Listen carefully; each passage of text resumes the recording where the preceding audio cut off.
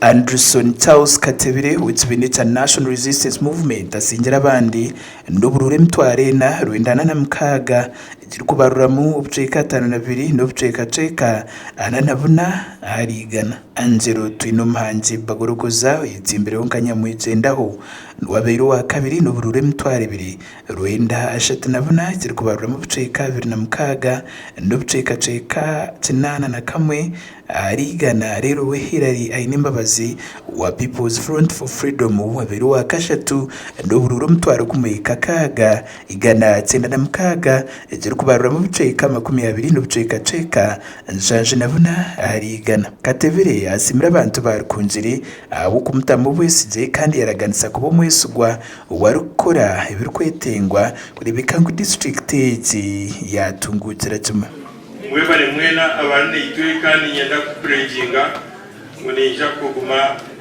ni bridging a gap between members of parliament and the council. I'll be there for them so that together we can develop our district. Muringo ngo kumwe onebo Dr. Elisa Rutahigwa obeire ari umyeshengero wa Rukunjiri municipality azabera babiri betsi imbere ukwikirize birjero mbururu ukwatanisa n'abasya ukushongera intunguka muri Rukunjiri. Shaba Bujyo muwena ahali ayigize ibyarugo mu ruza ruzize. Very good.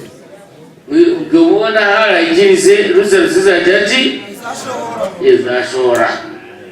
So abawe biruza kutunga kina muri kuserbaruka. Bibikiriyaho Honorable Mary Paula Turiya Kayoke Birunzi usingire tebe y'abakazi we asimire abantu barukunjiri abo kubesiga kandi yashobora kuba kuzakora icyo kubasikacyona ugushongera intunguka mu district age. Turabagaraganyisa no kugira ngo nitwe turaza kugezaho okuberaho Rukunjiri yitu turebe ngo twakora namani tukwatanisize nimwe obwe ruhanga ryo mu wezi wetu okureba ngo Rukunjiri district yitu twagita hamwe. And we Lieutenant no Henry Tumukunde usingire ntebe y'umyeshengera abarukunjiri municipality aherekera kushemerwa ngo abebembezi abatorenwe babiri barunzi taho intunguka yagambira Anderson Charles Katebere ngo kutunguka ningo kufa kwa district uri mu mikono ye arize ahabindi bako kwashira n'izo bakwerezo niyo housewife wa district ito tugenyo nizo mwanya niyo kwita ningo katangara all we bring the land to you twakireta kikabura cyamiza tini cyakubaho imboza politics zabo izo campaign yaho go and deliver to the people.